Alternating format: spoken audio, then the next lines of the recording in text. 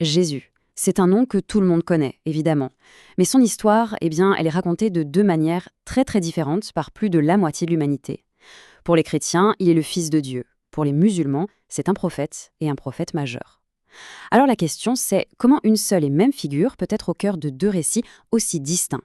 Aujourd'hui, on va plonger dans les textes pour essayer de comprendre ce qui les unit et surtout ce qui les sépare. Voilà la question qui nous est posée d'emblée. Et c'est un excellent point de départ en fait. Ça nous invite à mettre de côté un instant tout ce qu'on pense savoir pour laisser parler les textes eux-mêmes. Alors allons-y, voyons ce qu'ils ont à nous dire. Et on va commencer par un point de convergence qui est assez surprenant. L'Annonciation. C'est ce moment où la naissance de Jésus est annoncée à sa mère, Marie. Et cette histoire-là, on la retrouve dans les deux traditions. C'est assez fascinant. Alors, regardons ça de plus près. D'un côté, on a l'évangile de Luc. De l'autre, la sourate Mariam, c'est-à-dire Marie dans le Coran. Et c'est frappant.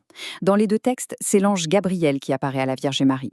Dans les deux, elle est troublée, elle s'interroge sur comment ça peut être possible.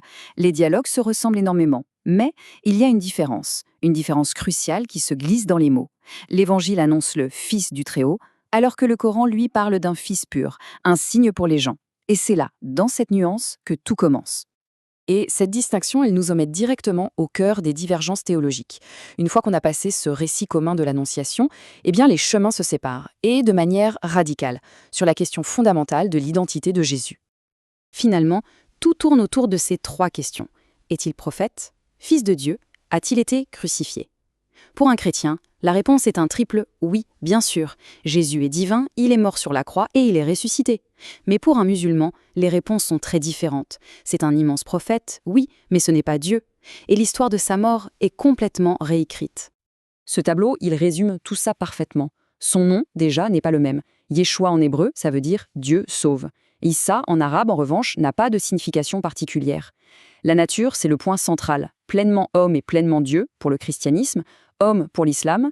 Forcément, sa mission n'est pas la même. D'un côté, sauver l'humanité du péché, de l'autre, confirmer la Torah et annoncer la venue de Mohammed. Et puis, il y a la crucifixion. Un événement réel, fondateur pour les chrétiens, et une illusion pour les musulmans, qui croient que Dieu a élevé Jésus à lui juste avant et qu'un autre a été crucifié à sa place. Mais alors, pourquoi? Pourquoi de telles différences?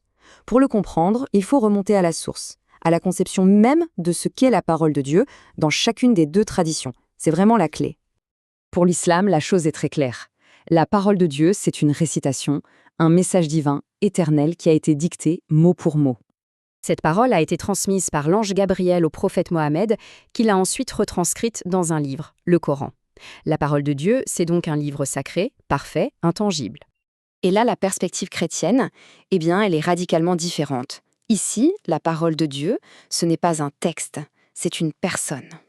Voilà, cette phrase célèbre de l'évangile de Jean résume tout. C'est le dogme de l'incarnation. Le Verbe, la parole de Dieu, n'a pas été dictée pour finir dans un livre. Non, elle s'est incarnée. Elle a pris en corps humain en la personne de Jésus. Il est la parole faite homme. Alors, qu'est-ce qu'on retient de tout ça? L'objectif ici, ce n'est pas de décider qui a raison, bien sûr, mais c'est de comprendre la logique interne de chaque croyance. Ça permet d'avoir une discussion beaucoup plus riche et plus juste. Donc, si on résume, on part d'un point commun très fort, cette naissance miraculeuse. Mais très vite, les chemins se séparent sur deux points qui sont non négociables. Sa nature divine ou humaine et sa crucifixion réelle ou illusoire. Et on a vu que la racine de cette séparation, c'est cette conception si différente de la parole de Dieu. D'un côté, un livre, de l'autre, une personne. C'est quand même une occasion incroyable, le fait qu'un personnage aussi important se retrouve dans plusieurs religions. C'est une porte ouverte à la rencontre. Mais pour que le dialogue soit vrai et respectueux, il est absolument indispensable de connaître précisément ce qui rassemble, oui, mais aussi et peut-être surtout ce qui sépare. On va donc terminer avec cette question, qui est une invitation à réfléchir. Savoir qu'un musulman vénère Jésus comme un grand prophète, ou qu'un chrétien l'adore comme Dieu fait homme, ça change forcément le regard qu'on porte l'un sur l'autre. Ça n'efface pas les divergences, loin de là, mais ça ouvre la porte à un dialogue plus éclairé, plus profond. Alors, comment est-ce que cette connaissance peut enrichir nos propres conversations?